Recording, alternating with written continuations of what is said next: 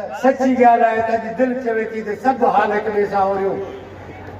ऐं सभ खां पहिरीं शुरूआत इन ॻाल्हि सां कंदुसि त हिन शइ जी, हिन बदीअ जी, हिन मेड़ाके जी ज़रूरत छो पेश आई।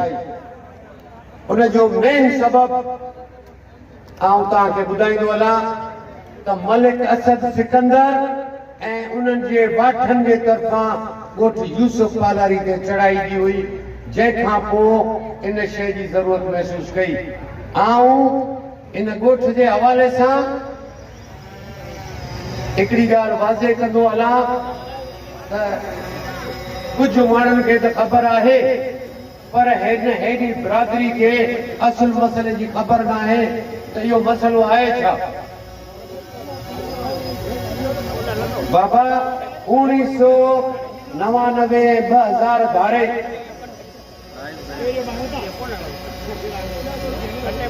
यूसुफ पालारी जे पंहिंजे ॻोठ में हिकु ओताक ऐं हिकिड़ी मस्जिद ठाराई। भर वारे ज़मीनदार एतिराज़ कयो त तुंहिंजी ओताक ऐं इहा मस्जिद मुंहिंजी ज़मीन में थी अचे। उन ते मुंहमारी थी। मुंहमारी थियण खां पोइ हुन पंहिंजा हथियार बंदाणे विहारिया। पुलिस सां साज़बाज़ करे रोशन पालारी खे मारायो वियो, यूसुफ पालारी जे पुट खे। मलिक असद सम्झो वियो त पालारियुनि खे त चपटी सां उतारे छॾींदुसि। 20 सालनि खां पोइ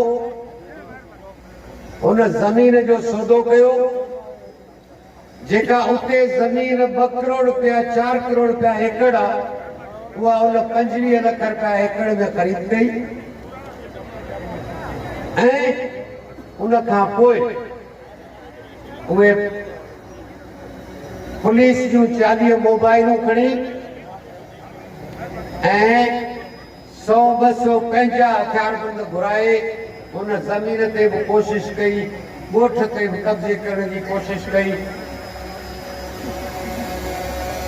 असां खे जॾहिं ख़बर पई त बाबा हे गुरफत अची लथा नी, कंहिंजा माण्हुनि ख़बर पई त मलिक असद जा।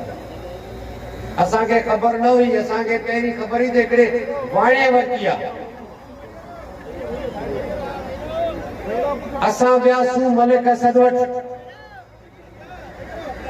त साईं तुंहिंजा हे गुरफत अची वेठा आहिनि, छा मसइलो आहे। त असांखे चई त मूं इहा ज़मीन वरिती आहे। भई इहा ज़मीन छो वरिती तव्हांखे ख़बर हुई त पालारियुनि जो ॻोठ आहे, पालारियुनि जो कब्ज़ो आहे उन ज़मीन ते, पालारियुनि जा 2 खून थियल आहिनि, तो इहा ज़मीन कीअं वरिती। असांखे चई मूं मार्केट में आई मोटी जॾहिं। अरे भई मार्केट में त 20 सालनि खां हुई, ॿियो को बि ख़रीदार कोन हो, छो जो तो अची वरिती। चई बसि हाणे मूंखे ॻोठ खाली कराए ॾियो, ज़मीन खाली करे ॾियो। गद्दार तोसा हेड़ो गद्दार तोसा हेड़ो गद्दार तोसा हेड़ो गद्दार तोसा हेड़ो।